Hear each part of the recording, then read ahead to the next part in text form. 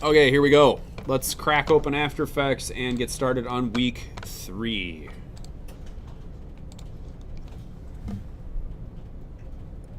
So we've already gone over the assignment. We're going to cover keyframe interpolation tonight. We're going to cover text. Those are going to be the big ones. We're also going to cover rendering one more time. I'm going to go ahead and start from scratch here. On my other monitor, I have the assignment open. I'm going to go ahead and just stick that over here for a second and scrub through it so that just in case you need to see what the assignment is, you can pause it and read the assignment. We're making lower thirds or web graphics this week. And we're using animated text, nested compositions, or pre-composing, effects, layer solids and shapes, keyframe interpolation in the graph editor, and standard transformation parameters. And we're exporting as H.264 with the following naming conventions. All right, back to it. Here we go. Okay, so we are in After Effects. We are creating a new composition. Our composition settings are 1920 by 1080. Square pixels, 24 frames per second. How long is this thing supposed to be, folks? 5 to 7 seconds. Let's go ahead and give ourselves 7 seconds. So we've got a 7-second composition. I'm going to go ahead and name this my last name. Actually, it's week 3. We need to put that at the beginning. Underscore last name underscore first name. And that will be my main composition. And then anything else I do underneath will go in there. All right. Okay, so let's get started. So obviously when you create a lower third, we are going to be using text, right? And you may think text can be kind of boring, right? But actually text is one of the things in After Effects that is like way deeper than you would ever imagine it to be. You can do so many cool things with text. So we're going to dig into text pretty hardcore tonight. We're going to start really simple and just kind of go through all the cool ways that you can animate and control text inside of After Effects. There are some easy ones, and then we're going to get into the really nitty-gritty ones that allow you to really animate and control your text in interesting and various ways. So let's go ahead and start there. So obviously if we're going to be working with text, we need to create some text. So I'm clicking on the text button up here, and we're going to go ahead and create some text in the middle of our screen. I'm going to go ahead and just write the word awesome on the screen. And I'm just going to kind of put it in the middle. We can use the align tool to do that if we want it to be perfectly aligned. So I'm clicking on the layer and clicking on the align tool. I'm aligning to the composition, and I'm clicking the center and this center. And now my text is perfectly centered. Go ahead and set up some text, whatever word you would like. And then pick an interesting font for it. I'm using the Battlestar font that I downloaded the last time I was working on some Battlestar Galactica stuff after class. So I'm going to just stick with that because it's fun. And we'll start getting into some interesting ways to animate text. So obviously there's the standard transform parameters, right? There's position, scale, rotation, opacity, and anchor point. You can control all those things with your text, but we're going to take it a step further. So one of the things you have to do in your assignment is use effects, right? And in effects, there's a whole section of text effects, right? So if you go into the effects and presets and you click on the animation presets caret, you will see there's a whole bunch of animation presets for backgrounds, images, shapes, and there's a text folder in there. And if you open that text folder, you can see that there's a whole bunch of prepackaged effects inside of After Effects that have specifically to do with text, right? So let's go ahead and start playing with some of these. So I'm going to go into the 3D text section, and you can see that there's a bunch of 3D options to create interesting 3D effects on your text. I would say go ahead and just randomly pick one of these things and let's dump it on our composition, on our text, and see what happens. So I'm going to go ahead and take this 3D bouncing in centered effects package, and I'm going to throw it on my text. And right away you can see that my text disappears. And if I go ahead and play this back, you can see that my text is now animating in a very interesting way, right? It's in 3D space, it's kind of flipping and coming right into line up to where I left it off. So there's some very fast ways that you can animate text right inside of After Effects by just using the text presets.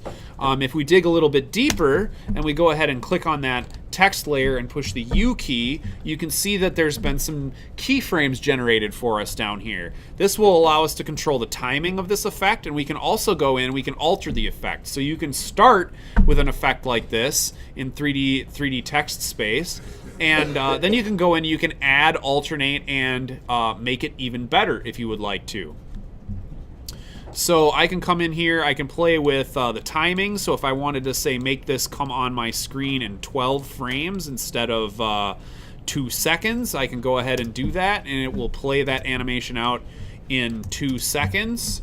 I'm using the B and the N key to set my work area so that I only am seeing the animation that I want to see.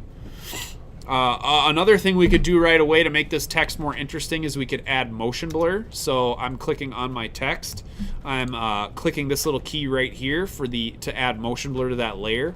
And then in that window itself, there's the enable motion blur for all layers switch. So I'm going to click that switch, and now my text will have motion blur on it, which kind of helps sell the effect, which is nice. So that's one way to do it. There's a whole billion different 3D text animation presets and things like that. There's ins, there's out, there's blurs, there's curves, splines, expressions. There's all kinds of stuff that you guys can play around with in the text effect itself. But let's say that we want to create our own bespoke effect for our text, right? We don't want to use any presets. We want to come in and do this thing from scratch and make it exactly what we want it to be. I'm going to go ahead and I'm going to just go back up a little bit here, and I'm going to just Command Z until I have just my text where I started. In fact, I'm just going to start entirely from scratch just because. So I just type some new text on my screen. It's got no animation on it whatsoever. And we're going to go ahead and start playing with our own and setting up our own text animation. So to do this, we need to learn a couple things. So let's go ahead and break down what's inside of our actual text layer a little bit further. So I'm going to make this nice and big so you guys can all see this. So here I am. I'm clicked on the text layer, and I'm going to open that caret next to it. You'll notice we've got our standard transform parameters in there. But we also have a text caret that we can open up. And you'll notice that if you open that, we've got path options and we've got more options. You've got some anchor point grouping options. You've got grouping alignment. You've got fill and stroke. Text both comes with a fill and a stroke depending on how you set it up. So why don't we take a look at that right now? So we've got the text right now is just white text. So if we go over here in the character tab, you can see we've got all this stuff to control our text. Right, we've got, if we double click our text, we can select all of it, or you can click on it and hit Command A to select all of the text. We can control, obviously, the scale of our text or the point size of our text. We can control if we have more than one line of text.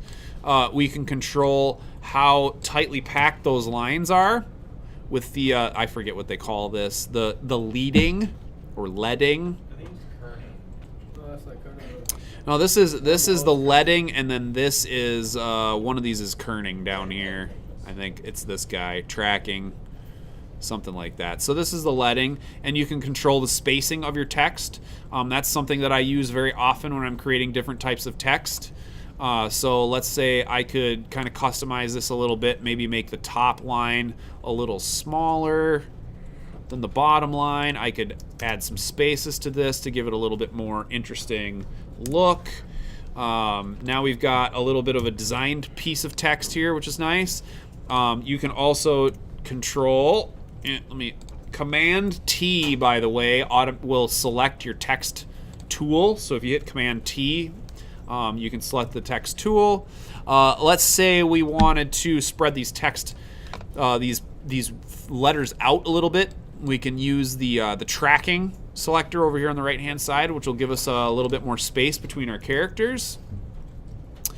Let's see this one. I forget which one this is. The stroke width. So if you wanted to stroke your text, this is how you would go about doing that. So right here, we've got two boxes for color. One is the fill color and one is the stroke color. And you can see right now that there's a red line through that stroke color. Where else have we seen that red line before? Anybody remember seeing that red line somewhere? Yeah, on the shape tool, right? Same thing, right? So this is basically very similar to the shape tool, except it's the text tool. We can control the stroke and the fill. So let's go ahead and add a stroke to this text. So if we go ahead and we click on that box in the back, and then right next to it, there's that no stroke color. I believe if we select a color for it, it will get rid of the red hash mark through it, and we will see that the text now has a stroke. I'm going to increase the point size of my stroke a little bit more so that you can see it on my text.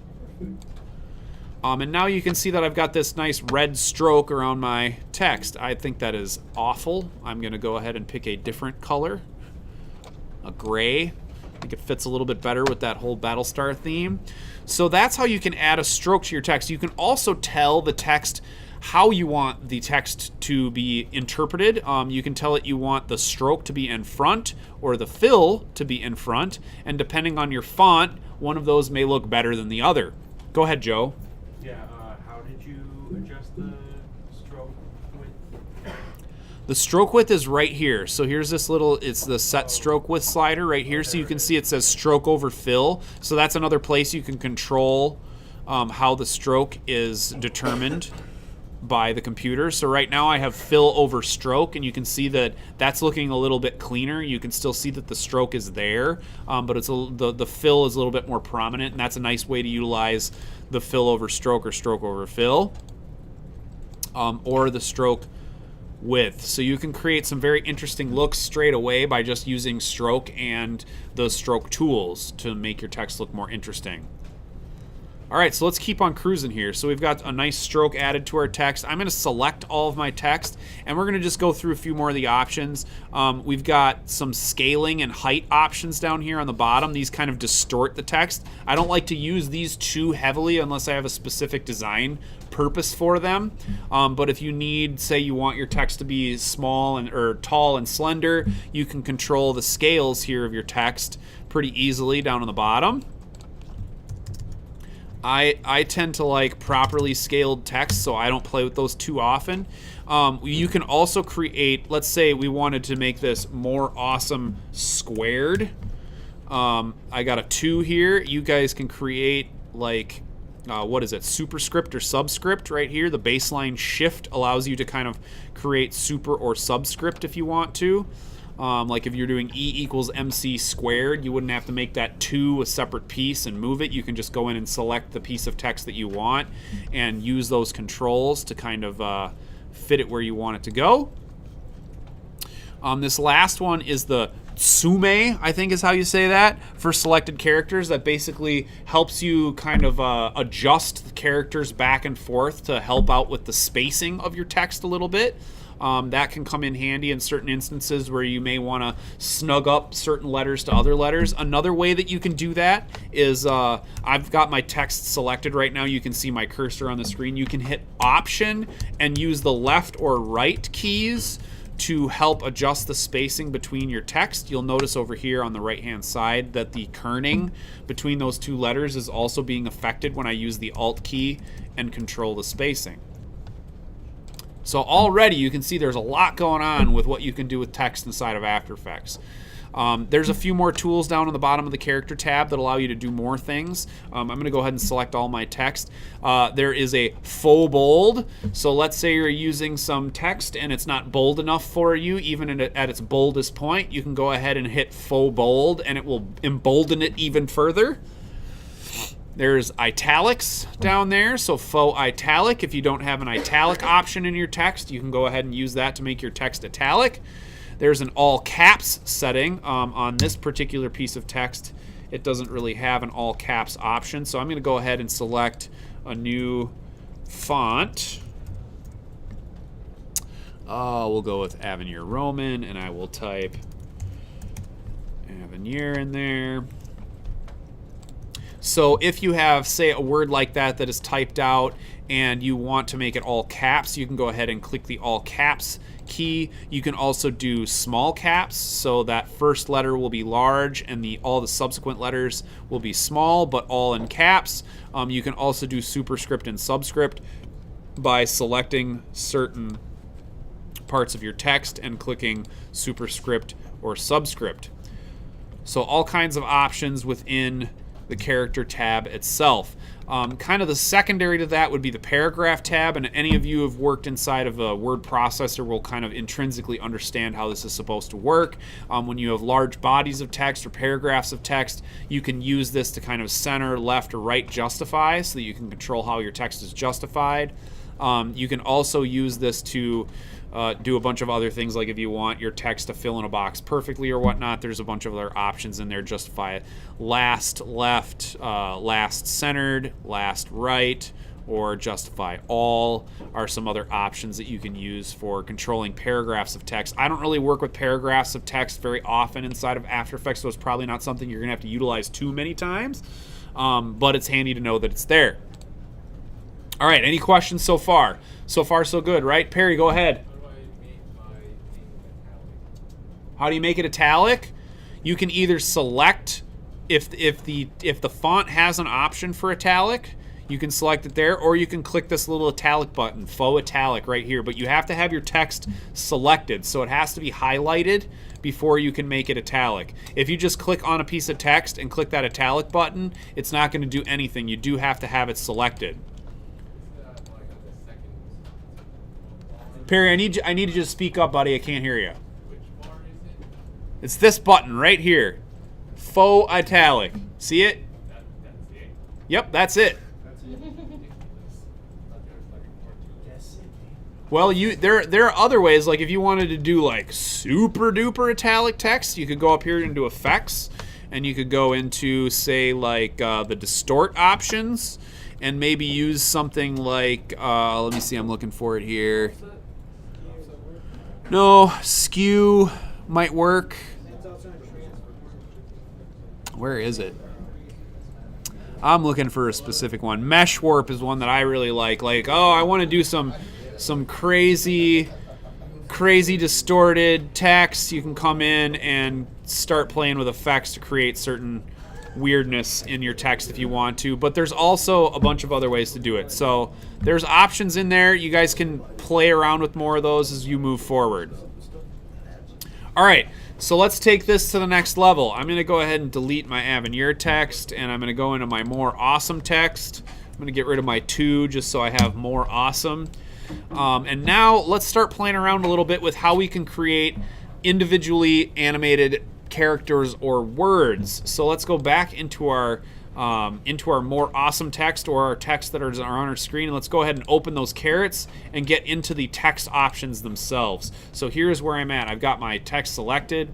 I'm opening up my text carrot, and you can see we've got path options and more options in there. But over here on the right, you've got this little thing that says animate, and it's got its own little character with carrot with a circle around it right next to it. Let's go ahead and click that. And you'll notice that it gives you a whole bunch of options. So that animate button allows you to animate all the parameters that you're seeing right now on the screen individually. So you can animate a sub position, and you can animate sub scale, skew, rotation, opacity, all of the standard transform parameters. And this is kind of like it was in the shape layer, right?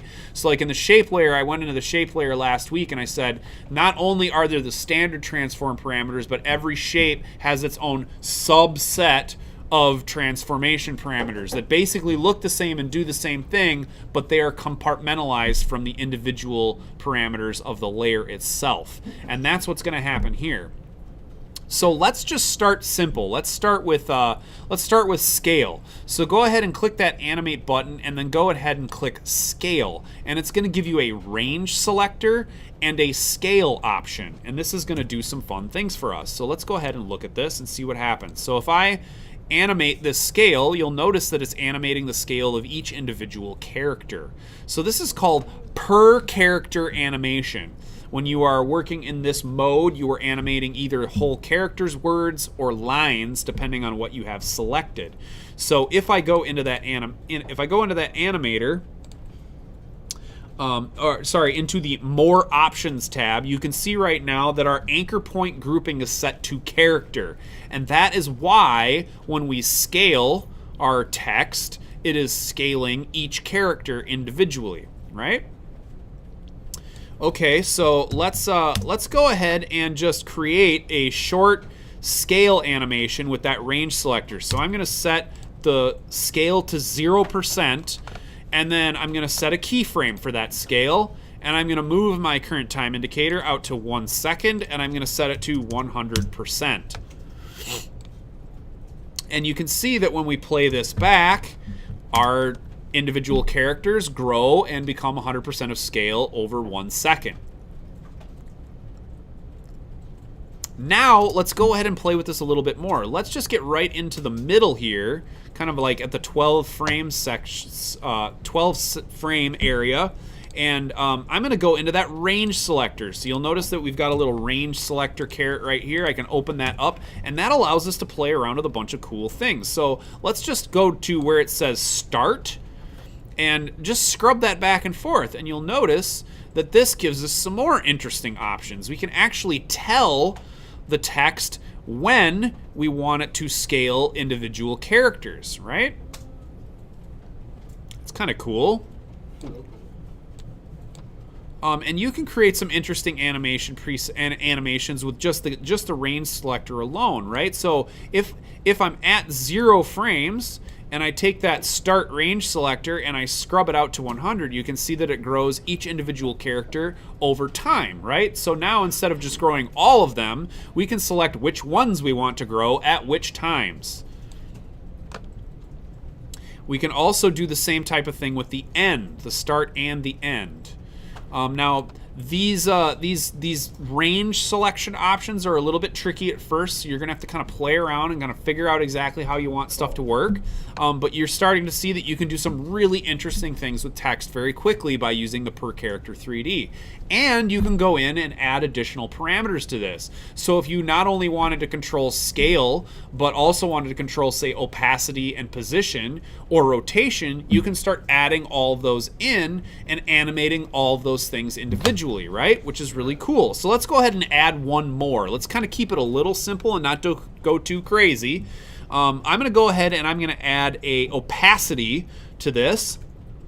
And you'll see that on the same range selector, now we have an opacity option. So if we change the opacity to 0%, and I need to change this back to 0. So make sure that you reset your range selector so that it says 0% start, 100% end for right now.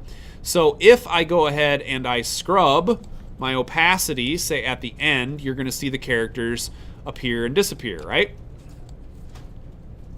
So let's go ahead and add an opacity I got a question. keyframe. Yeah, go ahead. Okay, so what if I want individual characters? Even though I've made one text block, can I target only one character out of the...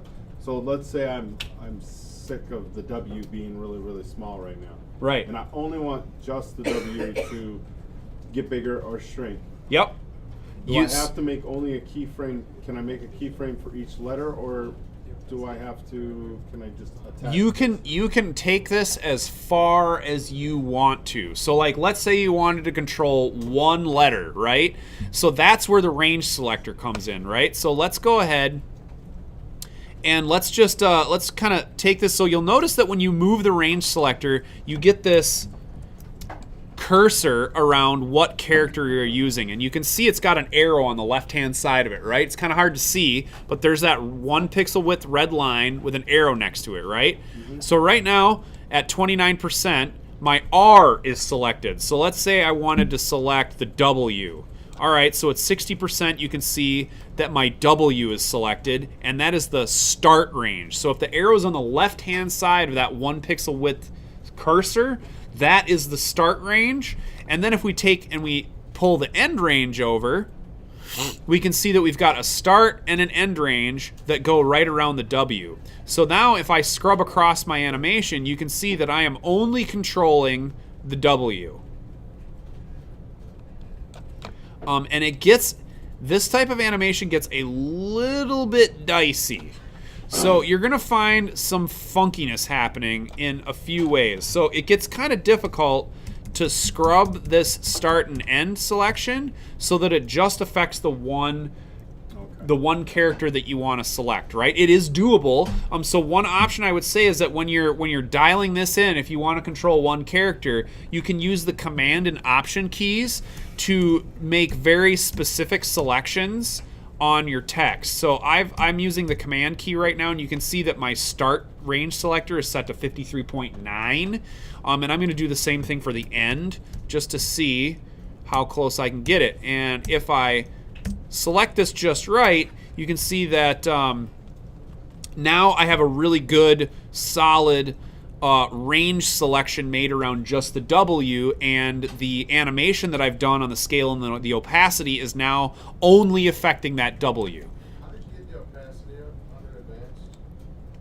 Under advanced, so I went into the animate character again and I added opacity. And what that does is it adds it to the range selector that you've already created. Right? So you guys starting to see the potential here, what you can do with per character 3D or per character animation? Yeah, go ahead, Damien. My opacity got added under Animator 2. Okay, so it created it under an additional animator, and Yeah, mine did it too. that can happen. So I think what you need to do is you need to either have the animator selected, or you know what I did, guys? I'm sorry. I added the property here, so you can see underneath Animator 1, there's an add character, and then there's a property. I apologize, I didn't notate that very well.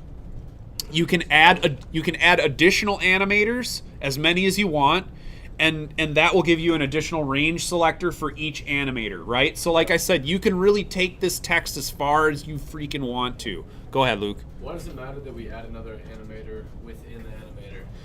You may want to compartmentalize certain sections, right? So like, let's say you have more awesome, and on the word more, you want it to have its own animation. And then on the word awesome, you want it to have its own animation, right? So then you could create two animators and two range selections for each word, right? And then individual animations for those particular words. Okay, so the opacity is going to affect the effect you created it from. Right, and it's only going to affect whatever range you have put in. So if you set your range from 0 to 100, it's going to affect everything, right? If you set your range so that it only affects a certain word, it's only going to affect that word. Does that all make sense? Definitely. Okay, cool. So I've armed you a little bit with text animation. So I would recommend that over the next week, play around with this per character animation. You can do, if you want to, you can do per character 3D, which will put your characters in 3D space and allow you to rotate them and move them in Z space and do all kinds of stuff. So feel free to play with the text per character animator. Just know that this is a beast. It can get really deep real fast. So I would recommend you keep it simple. Stupid. KISS, right? Keep it simple, stupid. Do yourselves a favor. Don't go too crazy with this right out of the box. Get in with it. Play around with it a little bit. Try to create some interesting effects, but don't lose yourself in this and spend tons and tons and tons and tons of time on one word, right? Because you have to actually create an entire graphic here. So it's important you know that this is here. You can use it, but don't go too crazy with it and get lost in it. The other thing that I would say is don't be afraid to start over. A lot of times when I'm working inside After Effects and I get way into something and I've added a bunch of keyframes and things aren't just going the way that I want them to go, a lot of times I will just start from scratch, because it's easier for me to start from scratch to know what I want and kind of work it out again, knowing what I've learned from previous failed attempts to help me get where I need to be. So don't be afraid to start over. If things get too weird or convoluted or there's too many keyframes or whatever and your brain is starting to hurt, don't be afraid to start again. All right. So that's a little bit about text. The other thing that I want to show you about text, I'm going to go ahead and delete my text, and I'm just going to start fresh again. And we're going to learn a little bit about how to use paths with text. So I'm going to go ahead and create another word. Awesome. This one's in Avenir this time. It's got a stroke around it because it keeps the original settings that we had before. I'm going to do a few things here just to kind of help me out. You'll notice sometimes when you play around with things like the leading and the kerning and whatnot, different effects inside the character tab, whenever you create a new piece of text, all of those settings transfer over to the new piece of text. So you may find some things happening that are a little bit funky. So if you want to get things kind of back to where they're supposed to be, select your text and go in here and just kind of zero things out. Like you should see 100% down here on scale, horizontal and vertical. Your baseline shift should be set to 0. You probably want to set your leading and kerning to 0, just so you have that stock text worked with at the beginning that doesn't really have any weird stuff happening to it. I'm just going to kind of adjust my stroke a little bit so it's nice and clean. All right, so I've got the word awesome on my screen. Now, let's say you want your text to say follow like a roller coaster path, right? You want it to roll in like a roller coaster, right? We're going to learn how to do that right now. And because we're going to learn how to make this a roller coaster, I'm going to go ahead and type roller coaster in here. All right, so I have the word roller coaster, and I want it to come through my screen like a roller coaster would. Well, we can do there's some really cool ways to do that. So make sure you have your text selected. Then we're going to go up to our friendly pen tool, and I'm going to use the pen tool to kind of create a roller coaster shape. So I'm using the pen tool, and I'm kind of creating some curves and some valleys, and I'm going to have it create this nice little roller coaster for me. I might even have it do a little loop-de-loop. What do we think about that? Let's have it do a loop-de-loop. So I'll have it do a little loop-de-loop and come out the other side. All right, so I got this mask now on my text. How do I make it go on the mask? Well, when we open up that roller coaster text, we saw this thing in here called path options, right? You guys remember seeing that? Mm-hmm. So we open the text character, we go into path options, and you can see it says path none. Well, let's go ahead and click that none box, and what do you know? There's a mask in there, and our roller coaster text is now on our mask, which is really cool, right? Let me see. I can kind of do some fun things in here. Let's play around with some of these options. I want to reverse the path so that the roller coaster text is on the top of my mask and not on the bottom. So I went ahead and clicked on the reverse path and turned that on. There's other interesting things you can do, like you can say force alignment, which will make whatever text you have written fit the mask from end to end. That's not really going to work for me very well here. And then you have a first margin and last margin, and this will allow you to actually animate the text over the mask. So you can use this to create your roller coaster effect, right? Wow, awesome. So I just got kind of a cool, I'm going to pause this for a second. I want to brag while I'm talking about all this. Yeah, I will. Okay, so a couple things. I'm going to hit this one more time for the lecture. So we've got, we want our text to roll through just like I'm showing it right here. So what I had to do is I had to set a keyframe at 0 frames with my text in the very upper right-hand corner. And I used the first margin to do that. And then I also set a keyframe at 3 seconds using first margin at -1232 to bring the text all the way across my path through my screen. So now when I play this back, this is what I have for my roller coaster text. The other thing that Sean brought to my attention that I wanted to show you guys, and this isn't a trick that I use very often, but it's very handy to know that it's there, is if you are in the character tab and you want to reset all of your character options, you can click this little triple hash mark in the upper right-hand corner, and it gives you a bunch of options in here. One down on the bottom says reset character, and that will reset all of your options to their stock settings. So just know that that is there.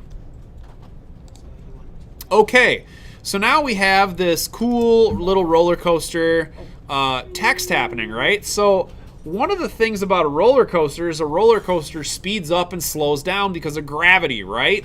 So maybe at the beginning it should start off slower and speed up, and then it should slow down a little bit and then speed up, and then when it goes through the loop-de-loop, it should slow down and speed up a little bit, right? Because we want to kind of create the feeling that this is indeed a roller coaster. So that leads me into the next thing we're going to talk about, which is keyframe interpolation, right? So I'm going to kind of go through here, and I'll be honest with you, this is going to be a little bit of a guessing game for me. We're going to probably have to play around with this to get it exactly the way we want it.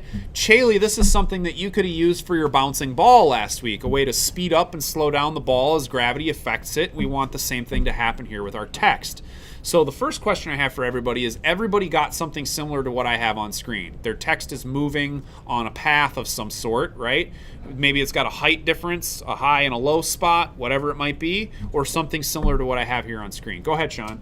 Less keyframes, the better. It will be less confusing when you open up the graph editor. Yes, absolutely. So less is more with your keyframes. Keep that in mind. And again, I'm just going to reiterate, if things get too crazy, don't be afraid to start over again. Don't be afraid to kill your babies. You have to.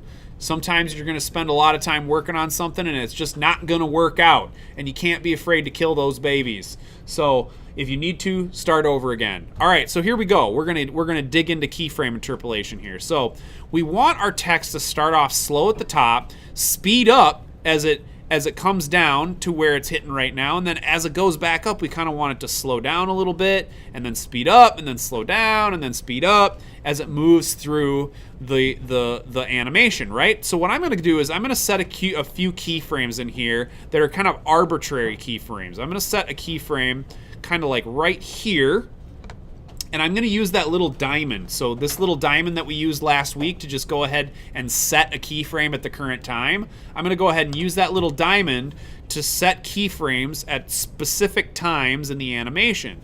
I think the other one that I'm going to do is I'm going to kind of set one right about here. And then I'm going to have another one kind of right about here, and I might be putting too many in. I'm like I said, this is a new territory. We're gonna just see what kind of happens. And then as the roller coaster is kind of at the top of its travel in my loop-de-loop, I'm gonna go ahead and set another keyframe there, and then I'm gonna just let it speed up towards the end of the animation.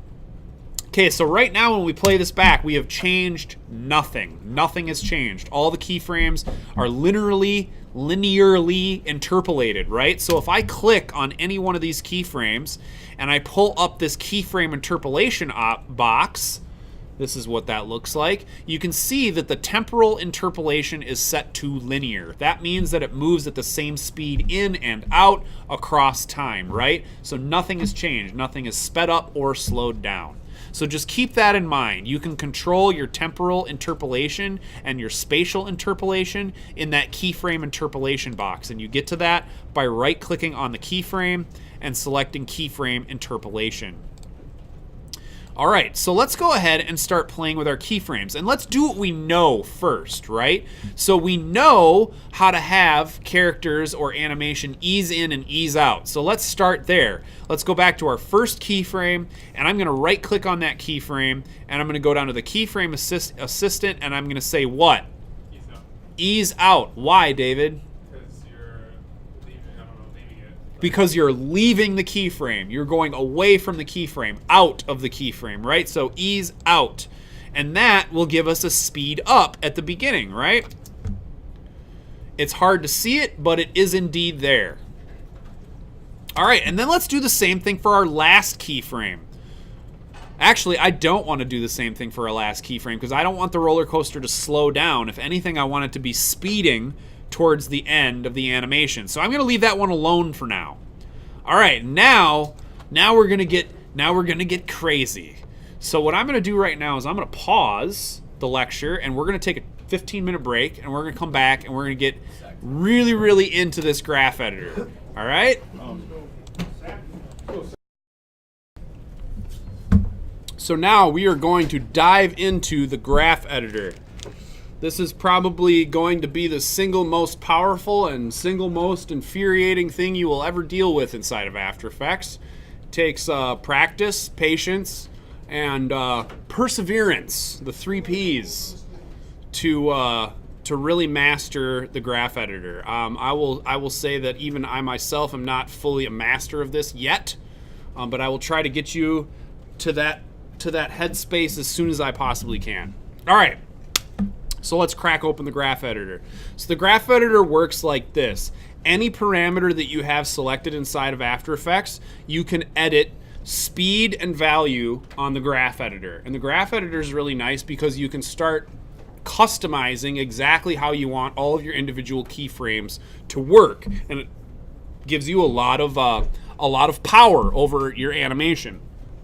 So the first thing you need to do is you need to make sure you have keyframes on a parameter, right? The next thing you need to do is you need to make sure that that parameter is selected. In this specific instance, it is the first margin parameter that we're working on inside of our path, because our roller coaster is moving across our path and we want it to make it look more roller coastery. So I've got first margin selected. And then this is the little switch you click to get into the graph editor. So go ahead and click that little switch and you will notice now I have a graph. Some of your graphs are going to look different than my graph. Let's make sure we look at a couple things real quick. So go ahead and right click on the graph. So right clicking on anything in After Effects is usually a good idea because there's a lot of options and things like that that you may not be aware exist until you right click on them. So what I want to look at specifically on this animation is the speed, right? We want to control how fast the text is moving from one keyframe to the next keyframe, right? It's speeding up, it's slowing down, it's speeding up, it's slowing down. Right now we're looking at just the value. And in this particular instance, the value isn't really what we want to change. We already have the values set. They work for us across our whole animation. We want to control the speed. So right click and say edit speed graph, and that's going to give you a different looking graph. And you can see that right away that easy ease keyframe that we set at the beginning, you can see is doing its job. It's speeding up over time, and then it hits our keyframes and it stays at the same units per second all the way out throughout the end. Now this one is a little bit different because we are moving from positive units to negative units once it gets to the end. So this one might be a little bit weird. There might be some playing that I have to do to get this to work exactly the way that I want, but we're gonna do it the best we possibly can.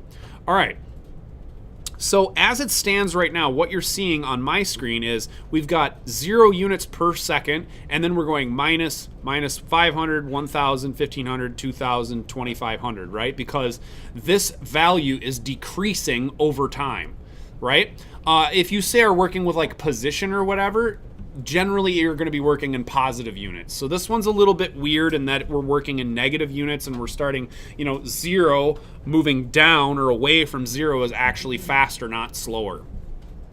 All right, so it starts off slow, right? Starts off slow and then hits this second keyframe and then remains the same speed all the way through the end. Now what we want it to do is we want it to slow down and speed up. So I'm going to go ahead and start playing with these middle keyframes. So you can click on the keyframes and you can see that you can select different keyframes to do different things.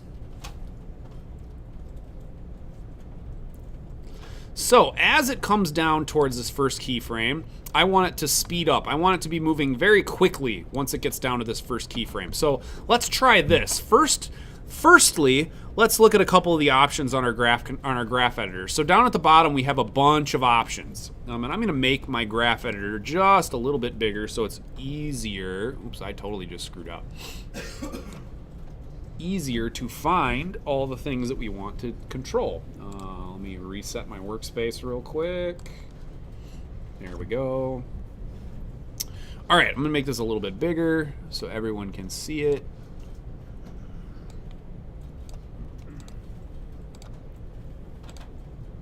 All right, So I got my graph editor down at the bottom. We're going to start working with the keyframes. So on the bottom of the screen, we've got a bunch of switches, right? Each of them does different things. So choose which properties are shown on the graph editor is the first one. And this is generally, you're never going to play with this. I almost never touch this one. The next one over is our graph type options, right? And this looks very familiar to what we saw before. We've got speed graph, value graph, we've got graph tooltips. There's a bunch of options in there. That's not one that I really ever play around with too much. If you wanted to change between your speed graphs and whatnot, you can do it there as well.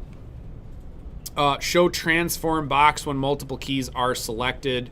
The transform box just allows you to kind of change and manipulate things. Snap, which allows snapping to different values or different layers depending on what you're working on in there. You've got the zoom key, which auto zooms the height of the graph for you. That's a good one to have turned on. And then you've got like fit selection to view and fit all graphs into view. That will allow you to see all the different parameters that you're controlling. And then over here on the right, you have all of the keyframe controls, right? Edit selected keyframes pulls up that right click option that you see whenever you right click on a keyframe in the window without the graph editor up. So that allows you to do things like ease in, ease out, and change the interpolations. The one to the right of that is convert selected keyframes to hold. So hold keyframe is a hold value, basically holds whatever value you have selected for the keyframe. The one to the right of that is convert selected keyframes to linear. So if you come in here and you can see that there's big crazy arcs happening between a bunch of your keyframes, and you want them to just be straight linear keyframes, you can click that to turn them into linear keyframes. The one to the right of that is select keyframes to auto Bezier. And then we got three more options: easy ease, ease in, and ease out. Right? So let's start playing with these middle keyframes. Now, these middle keyframes, we want them to kind of retain the same value between, right? But we want to be able to control their speed individually of each other. So what I'm going to do first is I'm going to select these 4 keyframes, and I'm going to click this button right here, convert selected keyframes to auto Bezier. And that's going to give me handles on each of my keyframes. And you can see that if I increase or decrease the speed between my keyframes here, that those handles allow me to kind of control the value curves for these, right? So now if I play this back, let's just see what happens with those few arbitrary little value changes that I made. So you can see now that instead of the roller coaster text moving in a linear fashion, the same speed across those last 5 keyframes, now it's actually slowing down and speeding up. So this first keyframe, it speeds up to about negative 2700, and then it hits the next keyframe.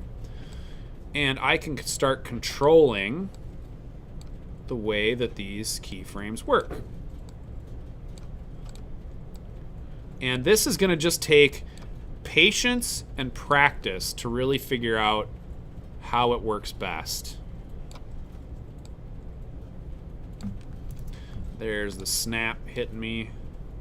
I'm going to just start playing around with some of these keyframes just to see what happens.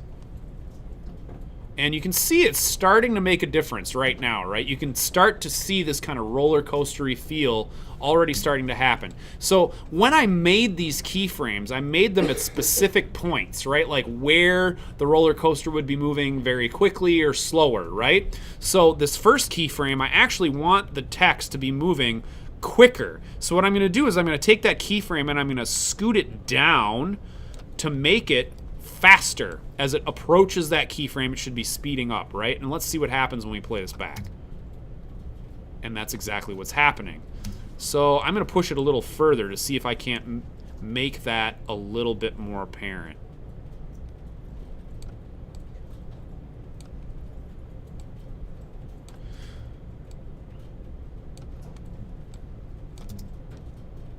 Ooh, that was nice. Right? Looks pretty good. Okay, so then the second keyframe that I've got right here, this is one I want to actually be slower, right? So I would take that second keyframe and I would move this up because I want the text to kind of slow down there.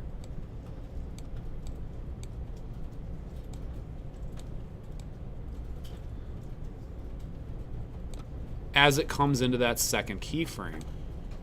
Now, let's see what happens now. Okay, it's looking all right.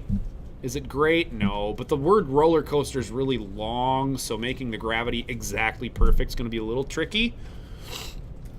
But you can see that it's definitely making a difference, right? The text is speeding up as it goes downhill. It's slowing up as it goes over that second hill. And then we want it to speed up again as it approaches this second keyframe, or this third keyframe. So I'm going to drag this third keyframe down a little bit. I'm going to keep working the animations here. This third one's going to go up a little. And this last one, I just want it to speed off into the sunset. So you can see that, like, playing with the speed graph is almost like looking at how the roller coaster is moving across the image, or across the path, right? So let's play this back again and see what happens. So it's a little wonky, a little weird, but it's on the right track. I probably took it too far, right? But I wanted to kind of show you that you can really dramatically affect how things move on your screen with these different values. So I'm just going to back things off just a little bit, kind of make them a little less intense. Less is going to probably be more in this case. See if I can't smooth these curves out a little.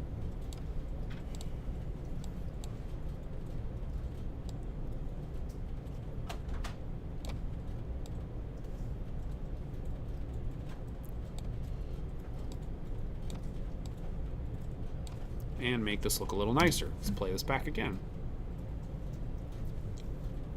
Not too bad.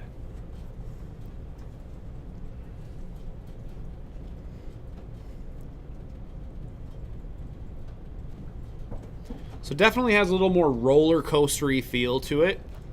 It's getting there. So that's a very advanced, well, not very advanced. That's a little more complex than I really wanted to make it for you in the first try. So we're going to start playing with text a little bit more, and we're going to work with simple value versions of the graph editor to control our text from, say, like a point A to a point B. That's a really good way to demonstrate how the graph editor works. So let's continue playing with our text a little bit more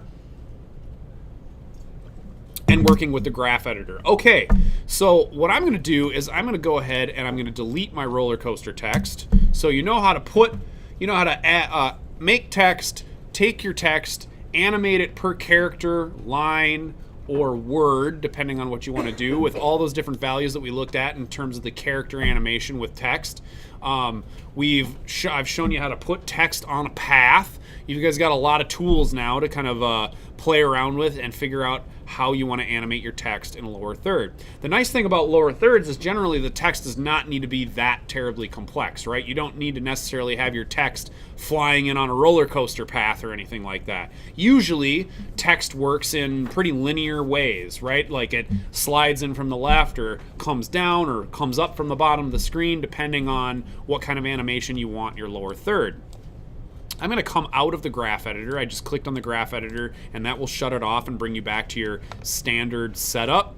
I'm going to make my screen a little bit bigger so you guys can all see what's going on. And we're going to start with some fresh text. So let's start working on designing some lower thirds. And I think I'm just going to create a very clean, simple, text and shape based lower third that has some interesting animation on it for each different shape or piece of text that I use, right? So one of the things that I think we might do is like start with some sort of shape that comes in, reveals the text, and then transitions the text off. And maybe we can animate the text a little bit in there too to give it a little bit of flair. So let's kind of, let's start working with some shapes and some text layers, and we'll throw in some keyframe animation when it's prudent.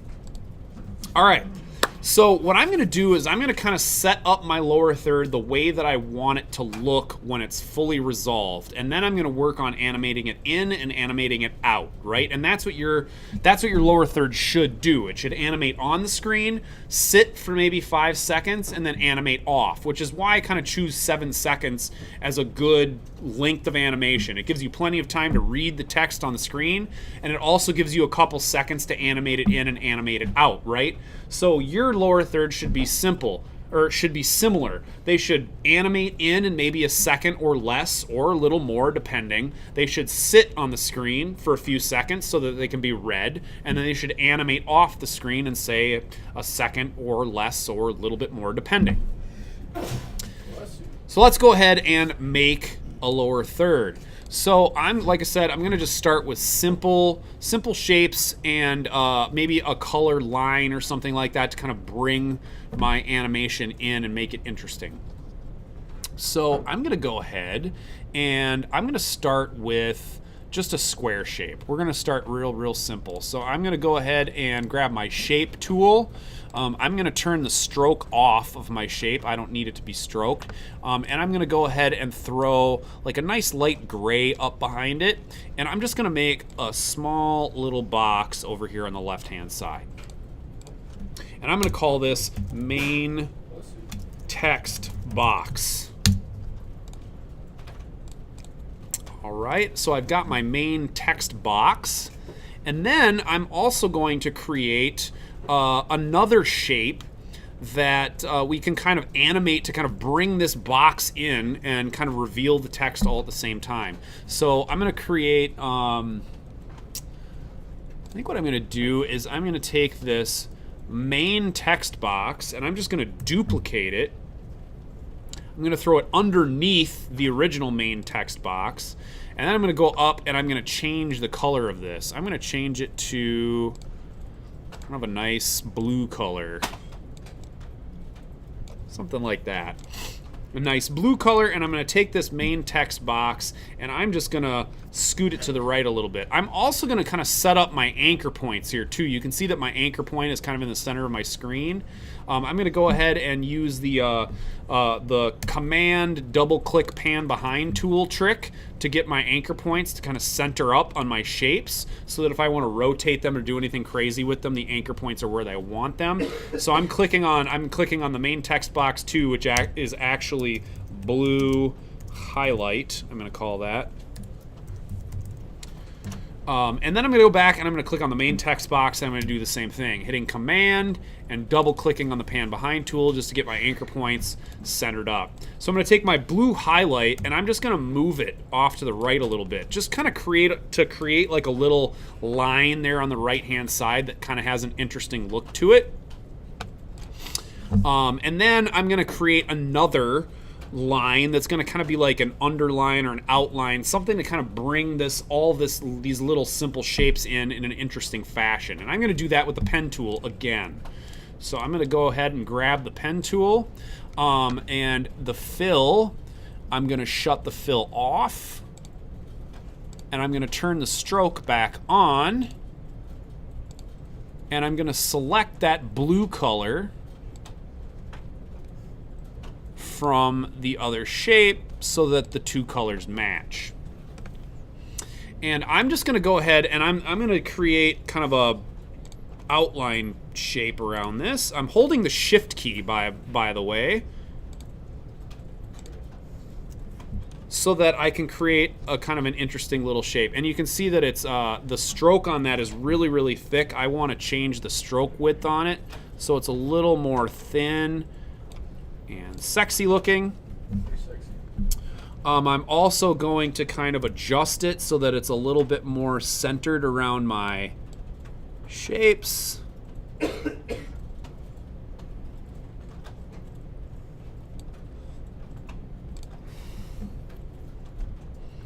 Okay, and this isn't going to be on screen the whole time. I'm going to animate this to kind of make it an interesting little shape that flies in, and as it kind of comes down over here, I'm going to have this box transition out, and then the text is going to come into the box to kind of fill it all in, and this little blue guy is going to pop out on the right-hand side. So we're going to make this a little bit more interesting than it's looking right now. All right, so then I need to put some text in here, right? So I'm going to go ahead and grab my text tool. I'm going to go ahead and click Reset Characters, so it's going to reset everything. I've got white text in Helvetica right now. I'm going to make my text black so that it shows up nicely on that gray background. And I'm going to just go ahead and type my name in here. I'm going to go all caps with my name. And then I'm going to kind of increase the scale a little bit. And I'm going to start playing around with some fonts. I'm a big fan of Avenir. It's a nice, clean sans serif font. Has a good all caps look to it. Sorry. I'm going to go ahead and do a little bit of adjusting in terms of the spacing between my text. So this is one of those perfect examples of how you can kind of type stuff in, and some of the spacing will be a little bit funny, right? So let me show you guys kind of what I'm doing here. So here I've got my text, and you can see the distance between the D and the A, right? It feels a little like it's too far apart, right? At least to me it does. I'm going to go ahead and select put my cursor right there, and I'm holding Option and using the left arrow key. And I'm just going to snug that up a little bit so it looks a little bit more consistent with the rest of the text. And I'm going to kind of do this with the rest of the letters as well. Kind of fine tune this, make sure everything looks nice. It's kind of doing that over here on the O and the T as well. Cool. All right, I'm pretty satisfied with the way that looks. I'm going to go ahead and add a sub heading to this as well. So I've got my name in the box. I'm going to go with, I kind of like this in the upper left-hand corner. I'm just going to put it in the upper left-hand corner of that box, and then I'm going to create a subheading. So I'm going to click, and I'm going to call this, I don't know, I'll call this Instructor, because that's what I'm doing right now. Instructorv. All right, and this one, I'm going to change this up a little bit. I want this to be...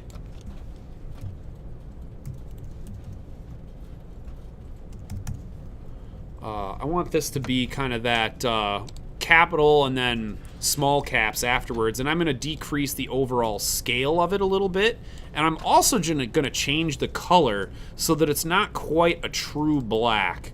I'm going to let it kind of be a little less intrusive.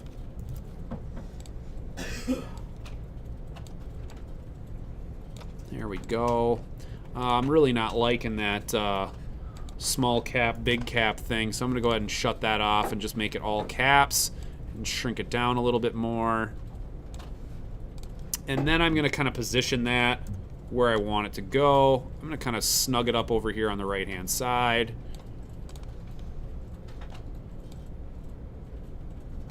I'm just kind of playing around, looking at design, seeing if there's anything I like or dislike. Generally, what I like to do is I almost like to use the rule of thirds on my text setups. Like, look at my name as like the main body, right? And then set the other text on kind of the third of that, so it looks a little bit more appealing to the eye. The other thing that I like to do with text is I like to line up characters. Like, the front of the O would line up perfectly with the I. And there's fun ways that you can do that. You can, if you want to get really super nitpicky about it, you can actually pull the rulers up and slide in guides and stuff like that, like you would in Photoshop. But I'm just going to eyeball this for right now. Go ahead, Sean. Show them the title save thing too. Yeah, we'll get to title save. All right, well, we'll just do it right now since we're talking about it. All right, so title save. We talked about title save in the assignment. So in your composition window, on the bottom rail where you have all those little buttons and stuff, there's this little box that looks like a kind of like an aiming reticle, right? So if you click that little box and then click Title Action Safe on the top of it, it will give you the Title Action Safe proportions for an HD picture. Now, generally, the way I set up my text is I like to put all of my text inside of this box right here. So anything that needs to be read would go inside that box. Anything that's not, you know, super necessary to read, you can let kind of fall out. So like if I really wanted to line this up the way that I want it, I would kind of do something like this, like set this box right about there.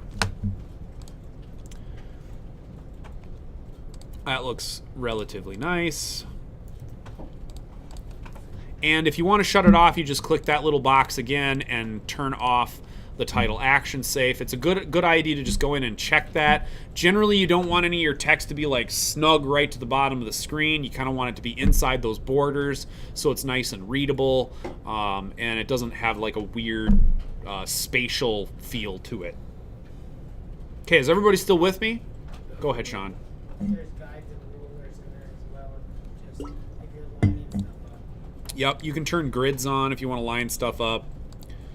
You can also turn your rulers on. Like I said, you could come in, turn your rulers on, and from the rulers, you can pull guides out from the rulers. So like if I wanted to get super nitty gritty and come in here and be like, I gotta have that I just perfectly lined up with the O, I can come in here, grab this guide, line it up with the O, go grab my instructor text, and then move it so that it lines up perfectly.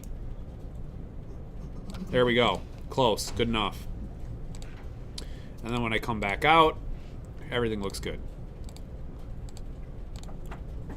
Okay, so we've got kind of the lower third set up. It's looking the way that I kind of want it to look. We can dress this up a little bit more as we kind of complete the animation. We can go in and start playing with the different boxes and things like that to create a more interesting look. So what I think I'm going to do, couple of things. I'm going to change a few things straight away. So this blue highlight box, I'm going to kind of use this as a mechanism to help wipe the text in, right? So I'm taking that blue highlight box and I'm going to change the size of it. I'm basically going to come in here and kind of edit this box a little bit. I want to edit, nope.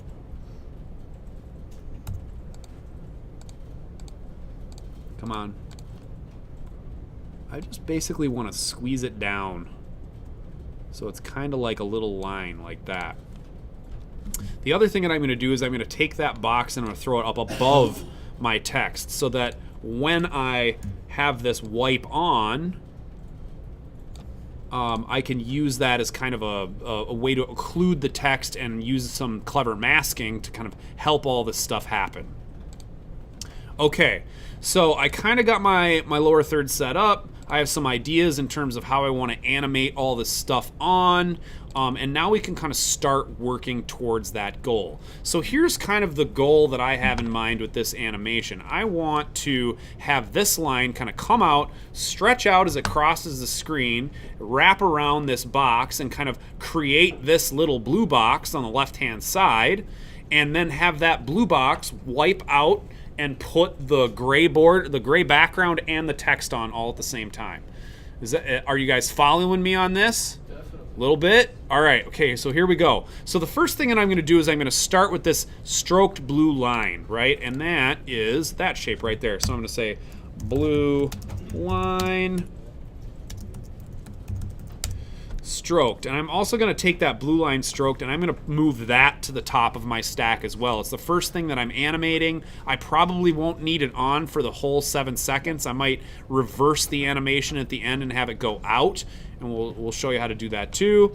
So the first thing I'm going to do is I'm going to create a mask, and I'm going to use that mask and animate that mask, and I have this line do what I want it to do over time. So I click on my stroked blue line, and then one of the things you got to kind of know here is we can select the pen tool, or the rectangle tool. That's the mask that I'm going to use. But we have to make sure that the tool actually creates a mask on the shape layer and that it's not creating another shape layer. So when you select the rectangle tool, you're going to see tool creates shape, tool creates mask, right? And because we have a shape layer selected, we want to make sure that we say tool creates mask. All right, and so what I want this mask to do is I want it to kind of draw this blue line in on the right-hand side. The mask is going to stretch out as it kind of goes over this big center part. Then it's going to get nice and small. And then as it kind of comes down here, this blue little box right here is going to draw on. And then that's going to wipe across the whole thing as this kind of finishes out and disappears, right? So the blue line won't even be there in the end. Or maybe we'll just let it be like a little dot or some kind of highlight here on the bottom of the lower third so that we remember that it's there and we can reverse the animation. So let's start setting that up. So here we go. So I'm going to just go ahead and create a simple...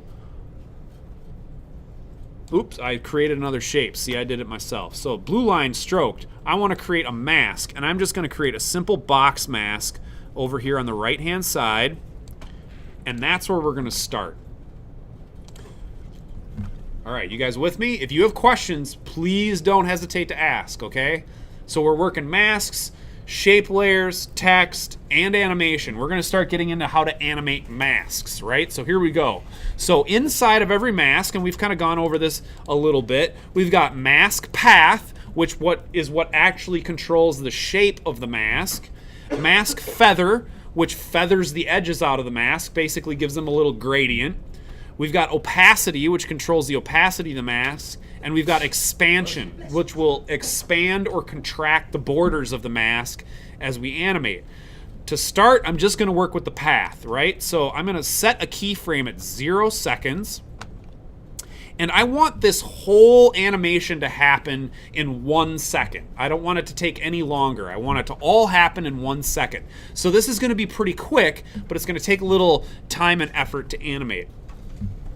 So I want all this line animation to happen in 1 second. So as this kind of resolves down to where I want it to finish, the whole thing will be drawn out by that time. So here we go. All right, so this is the starting point of our mask.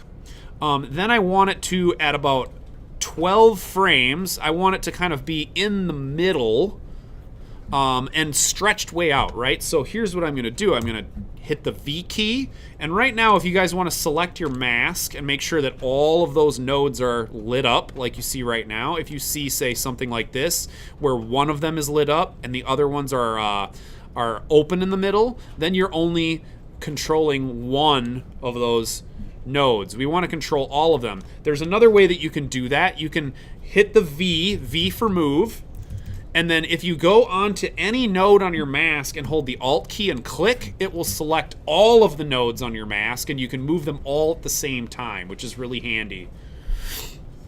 So I have all of the nodes of my mask selected, and I'm going to kind of just arbitrarily center this. And then again, I'm just going to go off the mask, and I'm going to select these two on the right, and I'm going to kind of stretch it. And I'm holding Shift to keep this mask straight. Shift is a really good key to get used to using. It'll allow you to kind of make 45-degree angles or 90-degree angles. So I'm going to hold Shift, and I'm going to kind of let this stretch this out on the right, and then I'm going to select the other two nodes on the left, and I'm going to have them move over to the left. And this is kind of going to be our center spot right here. So here's what I have so far. You can see that it stretches out and kind of stops. And then now the tricky part. We need this to come down and around and then shrink down to a little dot almost down here on the screen. So we've got it coming out, centered up, and now I'm going to kind of split the 12 and the 1 second, so we're at 18 frames, and I'm going to move my mask yet again. So I'm going to move my mask over here to the left-hand side, and I'm going to take these two keyframes, pull them over, and you can see now what we've got. We've got that moves out, kind of comes over, and we need to come down and across and land at 1 second. So we might need to move some keyframes around a little bit. I'm just going to go ahead and start doing that right now. I'm going to take this middle keyframe and kind of scoot it a few frames to the left, and I'm going to do the same thing with the third keyframe. Yep, and it's looking pretty good. All right, so then the next part we want to do is I want this to move down the whole mask this time. So I'm going to hold Alt and click on one of those nodes, and it selects all of the mask. And I'm going to have it move down to the corner. So here's kind of what we got now. And then I'm going to have it finish out at 1 second over here on the right-hand side, holding shift again. And I just want it to kind of shrink down a little bit.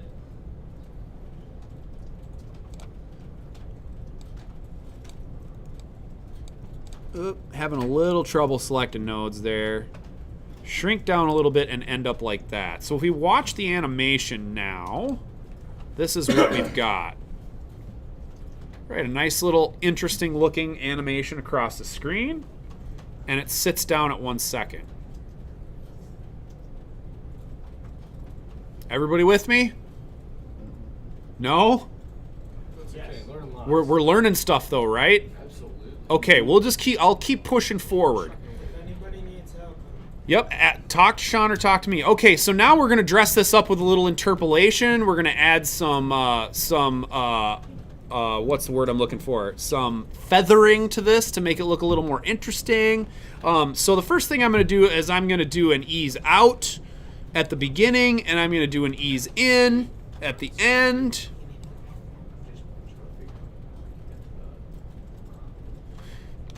Just to give it a little bit more interest.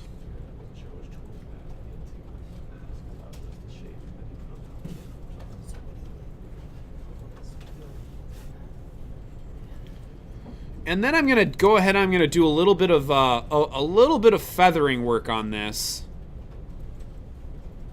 Well, actually, I think I'm gonna do a little bit beyond that. I'm gonna make this an easy ease keyframe.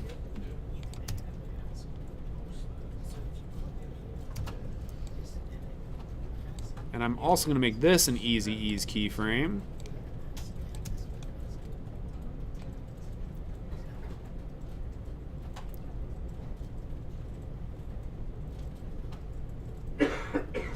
Cool, and then what I'm going to do is I'm going to feather this over time. So we haven't animated feather before, but we're going to do that this time. So I'm going to go ahead and go back to 0 frames. I'm going to click mask feather. I'm adding a keyframe for the mask feather. I'm going to start out at 0 pixels. And then kind of in the middle of the animation, I'm just going to feather the edges a little bit so it looks a little softer. And then I'm going to have it go back down to 0 again at the end. And this is what we get for playback. That motion blur, does that come? It's actually feathering, not motion blur. Oh, well, I mean, will you put motion blur on it? I don't think I will for this one. Okay. We can see what it looks like. I mean, there's nothing wrong with checking it, so let's turn it on and see what happens. So here it is with motion blur. I don't mind it. Looks good both ways. All right, now the next part. So we need to bring in the background and the text, and I want my little blue line to kind of be the antithesis for that, right? All right, here it's gonna get even more nuts. Who thought like 3 boxes and some text could get so crazy, right? Okay. Let's just start simple. We're gonna start with the little blue stroked, the little blue highlight that I made earlier. So I want this blue highlight to, I want it to start on the left-hand side and wipe across and reveal all of my text. Right, so I kind of want it to start right there. So let's just set that up, right? And I kind of want it to kind of become alive right here as it's rounding, as the other blue line is rounding the corner, right? So as this comes into the corner, I'm gonna use some scale, a little bit of scale animation to kind of bring this line up and have it draw across. So two things we're gonna be animating: position and scale. So I've got position up right now. I'm going to go ahead and hold shift and click S to bring up scale. So now I have position and scale. And I'm going to go ahead and click keyframes for both of those. And what I'm going to do is I'm going to unlink my scale so that I can control the scales individually. and I'm gonna have my vertical scale start at 0, right? So that we do not see that shape on the first keyframe. And then as this kind of comes across right here, I want that scale to grow up to 100%. Right, so here's what we got. Right, so we got that little scale animation. Very good. And then the next thing I want it to do is I want it to move across the text in the background and kind of sit over here at the end. So I have my original position keyframe. I'm actually going to move that keyframe over to line up with the scale keyframe, so it's at a full 100% before it starts to move. And then I'm going to have it wipe across and create my text box. And obviously we need to animate that stuff too. So here's what we got. Comes across, creates a nice little animation. Cool beans. All right, so now we're gonna start utilizing some pre-composing, and we're gonna start utilizing some more masking techniques. And we're gonna do that with the text and the gray background box. So what I'm going to do is I'm gonna take my text and my main text box. I'm gonna select both of those. So I'm clicking on my name and the main text box, and I'm gonna right click and say pre-compose. We kind of did this last week, right? Pre-composing different shapes, or we were just creating compositions and then bringing them in, right? So this is a way that you can create a new composition with layers that are already in your project, right? So I've got this, it's called pre-comp 1. I'm gonna call this text and text BG for background. I want move all attributes to new composition. That'll take whatever animation or anything that I've done to those two layers, and it will go to the new composition. So generally that's what you want to click. Move all attributes to new composition. We don't need to adjust the composition duration to the time span of the selected layers, but we'll also have it open. So that's what you guys kind of want to see. Move all attributes, we don't need to adjust, and we're going to open the new composition. So let's go ahead and do that. Okay, so, I forgot one thing. I forgot my instructor text. We need to have all three of those. So I just did an undo, Command Z. I'm gonna right click, pre-compose, rename it, text and BG. And I'm gonna click OK. And now I've got my text and my box in there. All right, so now we've got our little blue line animations looking like this. So what I want to do is I want to make sure of a couple things, because I'm going to be animating a mask with this text. So I was in this, just FYI, I was in this text and background composition. I'm going to go back up to the main comp for this next part. So you can click tab, like Lucas said, it works really, really well. Click tab to go back to the original composition. And let's just double check. Yes, we're in the right composition, and we can see exactly what we need to see. Okay, so now we're gonna do another mask animation, and that's gonna be on the text and BG. And I want this to reveal the whole thing, which is why I pre-composed it, right? So that I could affect all three of those layers with one mask instead of having to make a mask for every single layer. So here we go. We're gonna create another mask on the text and background. So I'm going to grab my rectangle tool. It's already going to be a mask because we're not working on a shape layer, so we don't have to worry about doing shape or mask. And I'm going to create a small box mask on the left-hand side. And I'm kind of dragging it over the text box in the background to make sure that I've got enough borders on it so that it goes all the way to the top and the bottom. And I'm just going to create that mask kind of like this on the left-hand side. Did you have a question? You're good? Okay, cool. So there we've got our mask. And now we need to animate it, right? So that it animates on and brings the text and the background on. Well, I want that to happen right here once the blue highlight starts moving to the right? I want these two things to match. So as this draws across, the mask reveals the text and the background. So then we're going to animate our mask. And so for me, that's at frame 18. So I'm going to go into that mask. I'm pushing M to get into my mask options. And there's mask path. I'm going to create a keyframe there. And a keyframe when that blue box finishes its position move, which is on that second keyframe at 103 for me. And then we're going to animate our mask. So I'm going to make sure I have the move tool selected. I'm going to select just the 2 nodes on the right-hand side, and I'm going to drag that across the text, and I'm holding the shift key again. And here's what we get.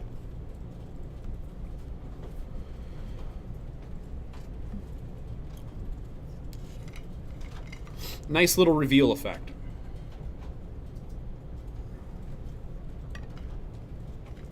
Okay, cool. Why is that my machine beeping, or is that somebody else? Okay. I thought it was mine beeping. All right. You guys with me? Anybody got any questions? Anybody need to see anything again? We all good? A lot of you are just plugging away, which is great. I know it's a lot, right? All right. Here we go. So we're gonna start sprucing this up a little bit more. So this is pretty much, I mean, we've covered almost everything we need for the assignment. There's a few other things we need that we can kind of use as touch-ups for this to make it look a little more interesting. All right, so I'm going to go back in and we're going to do a little bit more keyframe interpolation, specifically on this little blue box and the mask that moves the text across, right? So one thing I'm going to do here is I'm going to come in and I'm going to adjust my mask for my box just a little bit so that it's right at the edge. You can see right there, if I punch in over here, you can see there's this gap between the text box and the blue box, right? I don't want there to be any weird gaps like that. I want to make sure that it's nice and clean. So what I'm going to do is I'm going to adjust things a little bit. I'm going to come in here on my mask, and I'm going to make sure that my mask path is kind of dead center on that blue box, so that when that blue box is fully grown, my mask moves right out from there. And you can see there's kind of a mistake right here, right? We're seeing the first part of that box. So we can very easily correct that. So if I go over to where that mask animation starts and I click on my text and BG pre-comp, I'm going to hit Option, left bracket, and I'm going to cut that layer off so that we don't see it until it starts to animate on. Does that make sense, why I did that? You guys need to see it one more time? We good? All right, so here's what I had before. So before, you can see that my mask, if I line it up in the middle of my little blue box, I can see part of the text box, right? And I don't want to see that. So I'm just going to cut it off. This is like nonlinear editing, right? I don't want to see it at that point in time, so I'll just cut it in when I need it, right? So I scoot over to where my animation starts on my blue box and the path, and then I'm just holding Option, left bracket, and you can see that I just cut that piece of video right there so that it doesn't appear before I want it to. And I'm going to go ahead and I'm going to adjust the back end of this too, right? I want this to be very precise, so I'm going to select my mask and I'm going to use my selection tool to just make sure I'm selecting the back 2 nodes, and I'm just going to line that right up with the center of my little blue box. You said Option L? It's Option left bracket and Option right bracket. So anytime you guys need to cut something, so I'm just going to show you here real quick on this top layer. So anytime you need to cut a piece of video or a layer inside of After Effects, Option left or right bracket is a good way to do it. You can also grab onto the edge and slide it in like that. So I just started right at the beginning, grab onto the edge, slide it over, and now that cuts off right there. But it's much quicker to just pull your CTI where you want it to cut, Option left bracket to cut an in, and let's say Option right bracket to cut an out, right? So now I've cut that shape layer just in that 1 second section. Couple of quick Command Z's to undo it, and we're in good shape. All right, so we're gonna keep dressing this thing up a little bit. I'm gonna zoom out a little so we can see a little more. All right, so here's what I kind of have for my animation, and I want to work this blue box and mask reveal. I want to make that motion look a little more interesting, right? So what I'm going to do is I'm going to use the graph editor on both the position and the mask path, and I'm going to create an interesting kind of ease in, ease out effect here. So let's do the position first on the blue highlighted little box. So I have position highlighted. You can see both of my keyframes are highlighted, and I'm going to click the graph editor. And right now it's just a linear motion, right? It's moving from point A to point B at the same speed. Pretty boring. So let's do, let's click on the first keyframe and do an ease out, which is this button here. And then let's go to the last keyframe. We'll click on that last keyframe and do an ease in. And right away you can see that the motion changes. But I want this ease in, ease out to be a little more extreme than it is right now. I kind of want it to go real slow, then get real fast in the middle, and then slow way down when it starts to hit on the right-hand side. So we're going to actually go in and affect the actual parameters of the ease in and ease out. And you can do that inside of the graph editor. So I'm going to double click on the first keyframe, and it brings up a keyframe velocity tab for you. And this is really, really handy. This will allow you to do lots of really interesting effects with ease ins, ease outs, and make them a little more interesting. By default, ease in and ease out is a 33% influence on an ease in or an ease out, right? I'm going to set my influences to 70%. So it's going to be real slow and then speed up real fast and then slow way down again at the end. So influence on the outgoing velocity is 70%. Then I'm going to double click on my out keyframe, and I'm going to set the influence on the incoming velocity also to 70%. And now our motion looks like this. It's a little hard to see. Let me solo that for you. Right? So it's a little more interesting than the standard ease in, ease out, or just a linear move. And you can go really crazy with this. Like you can come in here and you can say influence 90%. Let's take it to the extreme. And I'm going to do the same thing for the out. Double click, set the influence to 90%, and you can see if you look at the graph editor, look what's happening, right? Starts out really slow, comes up to a super fast peak where the shape is moving very quickly, and then slows way back down. And here's what that looks like.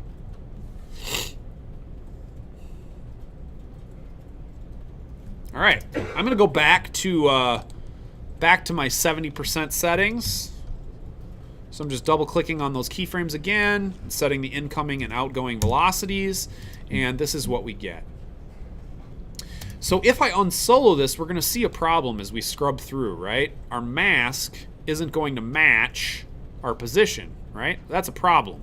We need to fix it. How do you think we're gonna fix it?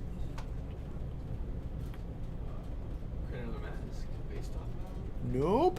Okay. How are we gonna fix it? Any ideas? That was my idea. Any other ideas? No? We're basically just going to do the same keyframe interpolation on the mask, right? So that the speeds incoming and outgoing are exactly the same as the speeds on these keyframes. So if I just click on that mask path parameter, you can see the keyframes are in the same positions, and we can utilize the same workflow, right? Set an ease out and an ease in. Sorry, ease in there, ease out there.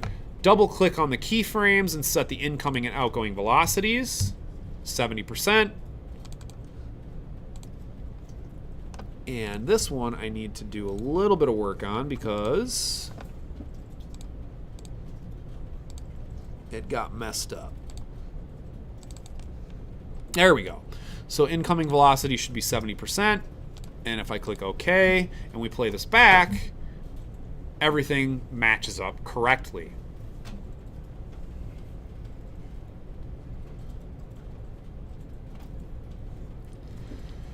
All right.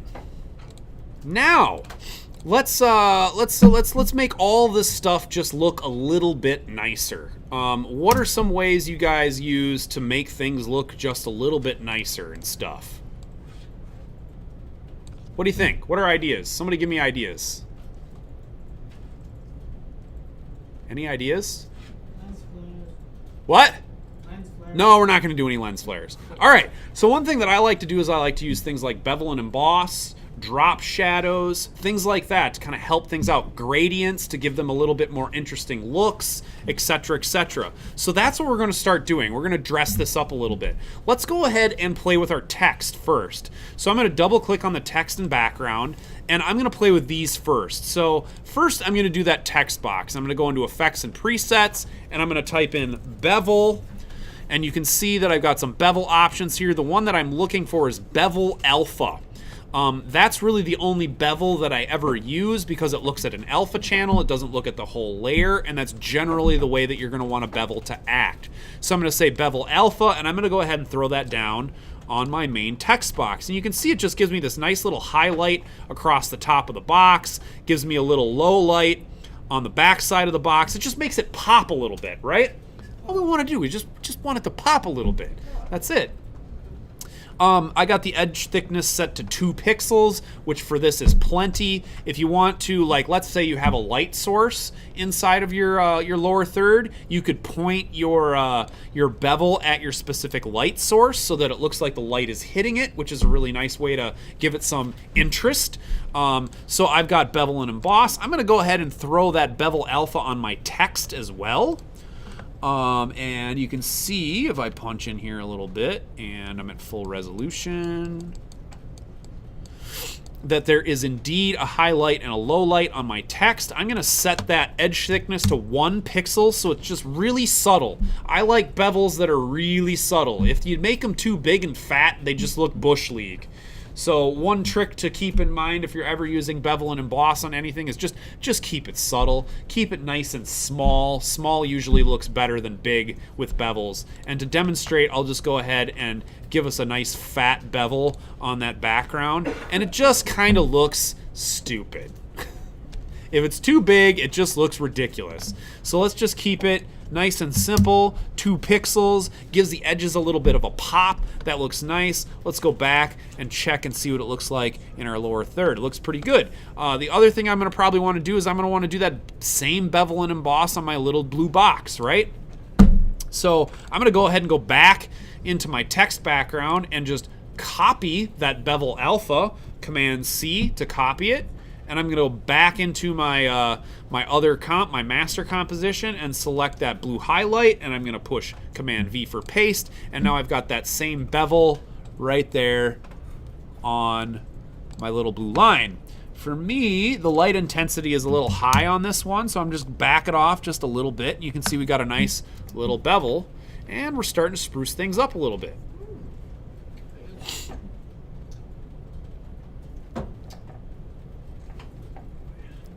All right, let's take this a little bit further. I think we can have a little more fun with this. So let's just go in and add some very simple text animation to this text to bring the text on in an interesting way as the little blue bar reveals it, so that we're seeing something fun happen with the text rather than it just drawing on the screen. So one thing we need to know for that is we need to know where those animations are happening, right? So they're happening between 103, which is the out, and 18, which is the in. So I've went ahead and just set my current time indicator at 18 frames. I'm going to hop over to the text background, and you'll notice that whenever you move your current time indicator in one composition, if you go into a subcomp, it will be at the same place, right? Which is really nice. So you can kind of line things up that way. It's very handy. All right, so I got my main text. I'm going to click on my name, and then let's just go in here and find an interesting text animation preset, and we'll use that to kind of draw that text in over time. I'm going to go into animate ins. I'm going to try a fade up and flip and see what that looks like. And if I drop that on, what it does, okay, that is definitely not going to work. I don't like the way that it's starting low and going up. I want it to come kind of out right in the middle. Let me see. Drop in by character, characters shuffle in. Let's try that and see what happens with that one.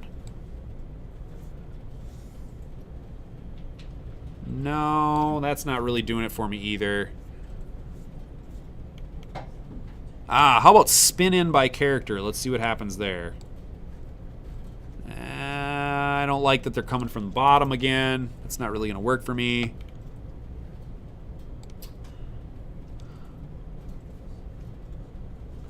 Let's try slow fade on, see what happens there. I'm not a fan of that either. I really just want the text to like spin. So I think what I'm going to do is I'm going to do it myself. I'll do it myself. All right, so I'm going to go into my text. I'm going to open up my text caret. I'm going to go into my text options, and I'm going to say animate per character 3D. And it's going to give me a bunch of options. And I specifically want to animate the rotation. So what I want my letters to do is start out 90 degrees to the camera and turn like that. So that as that little blue box reveals, there's a little subtle hint of a turn happening with that text as it draws across the screen. So let's see if we can make this work. Let's see, I need to do a couple things first. I'm pretty sure that I need to set my little anchor points kind of to the center of my letters, right? So you can see this grouping alignment allows you to kind of change where the character's anchor points are, right? So I'm going to set them to the center so that when they rotate like this or like this, whatever I want them to do. And we can test that out by just trying one of these rotations. You can see they're pretty much doing exactly what I want. Okay, and now what we need to do is we need to have that happen from the T to the L. So we want it to start on the T and animate all the way across to the L. And we can do things like control the range selector to make it do what we want when we want it to do it. So here we go. We're going to give this a shot and see what happens. So I want this to, let's see, what do you think will look cooler? If we flip it like this, I kind of like the, kind of like this way. Let's have it do that. So I'm going to set the Y rotation to -90. Actually, it's going to have to go a little bit more than that so that it points at the camera. -102. And because we're working in like a faux 2.5D space, you can see that even though some of the characters point right at the camera, other characters you can almost see in that 3D space. So this is probably going to work out just fine for what I want to do. That's going to be our start rotation, and then the end rotation is going to be at 103 and is going to be 0. And now we need to work the range selector so that it does this over time. So I'm going to open up the range selector, and I'm just going to test this to make sure that it's doing what I want, and it is indeed doing what I want. In fact, I think what I need to do here is shut the Y animation off. Yep, so that it draws a claw across like so. Okay. So here's one of the kind of tricky concepts about this per character 3D stuff. When you start using the range selector, it can look a little tricky. So what this range selector actually does is it takes whatever you've done for animation. So down here on the bottom, I've got a Y rotation of 104 degrees, negative 104 degrees. If I move this range selector to the right, it basically brings the text back to its original state, right? Even though I didn't change any of the animation on the Y rotation, it still brings it back to that original state. And that can be a little hard to wrap your head around at first, right? Like, why is this range selector doing weird stuff? So that's what the range selector does. It basically makes things go from whatever you've set as the animation back to 0. Go ahead, Damien. I can mark the range selector up on my screen. Do you have the animator character opened? I If- don't have that. Okay, so you need to go into animate. I'm gonna save this real quick because I worked all kinds of hard on this. Week 3 _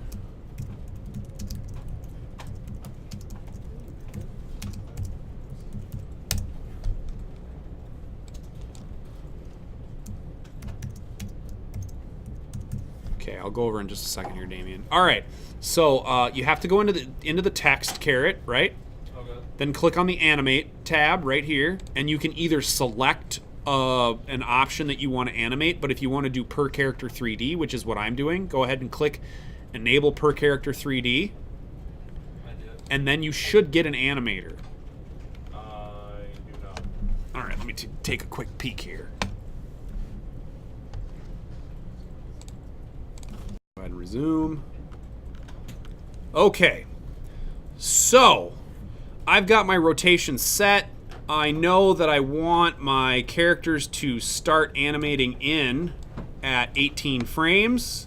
So I'm going to set a keyframe at 18 frames, and I know that it stops at 103. And what I'm going to do is I'm going to just offset this ever so slightly. I'm going to set it 2 frames to the right at 105, and that's when it's going to finish its animation.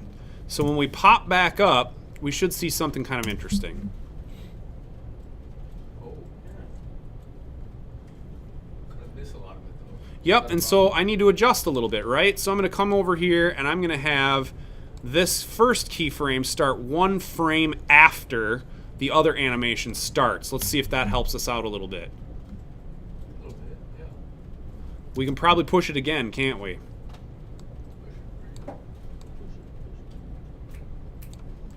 Yeah, let's go back and check it one more time. There we go.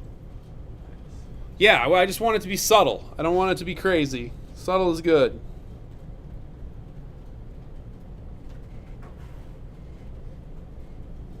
Cool. All right, I'm gonna do one quick thing over here. Go ahead and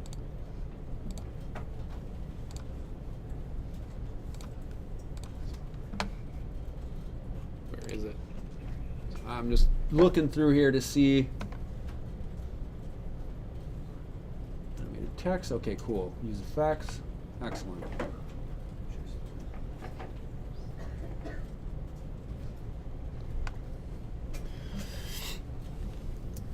All right, and then I think just for fun, I'm going to add one more little bit of animation to this just to make this a little more interesting.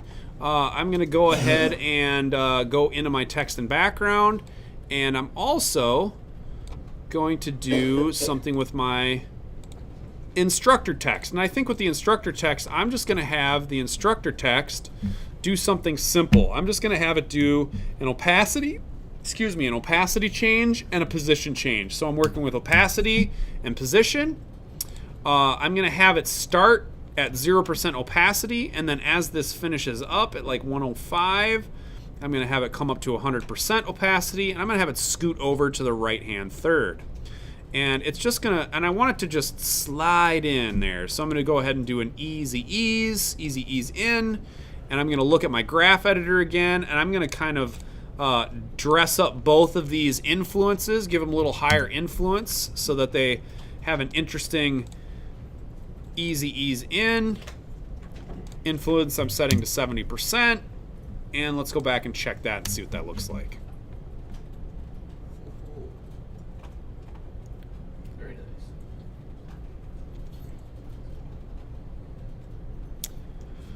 Few other minor little details here. I think what I'm going to do is on my text, I'm going to go ahead and enable motion blur so that as those characters are rotating in, they have a little bit of a blur to them. I think that'll look interesting.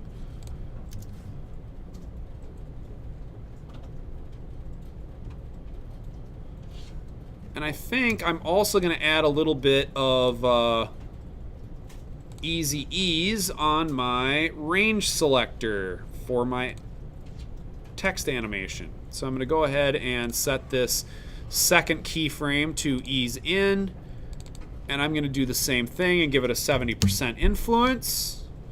We're going to check that out again.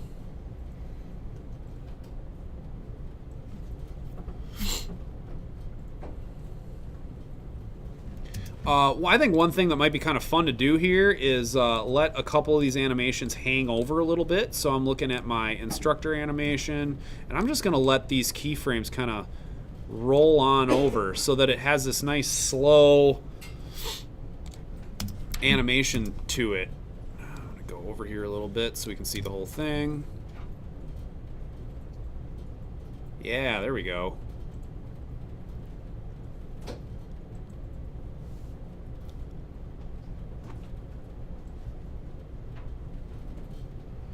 Let's see, some other things that we can do here. I'm going to go ahead and do a bevel. Actually, I'm going to set this blue line to kind of fade out. So once it comes all the way on and it kind of sits for a second, at like 2 seconds, I'm just going to let it kind of fade out. Use a little opacity animation on it. Let it go for like 1.5 seconds. It'll be nice and subtle. See what this looks like. Feels like it needs to happen earlier and maybe a little quicker. Maybe before instructor finishes. I'm gonna have it start a little sooner, and I'm gonna have it stop by the time instructor finishes.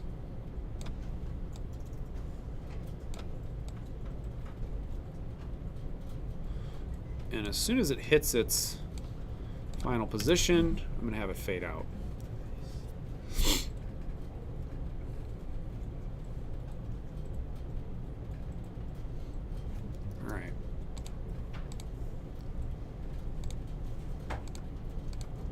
Alright, so here's what we're looking at for kind of a final deal.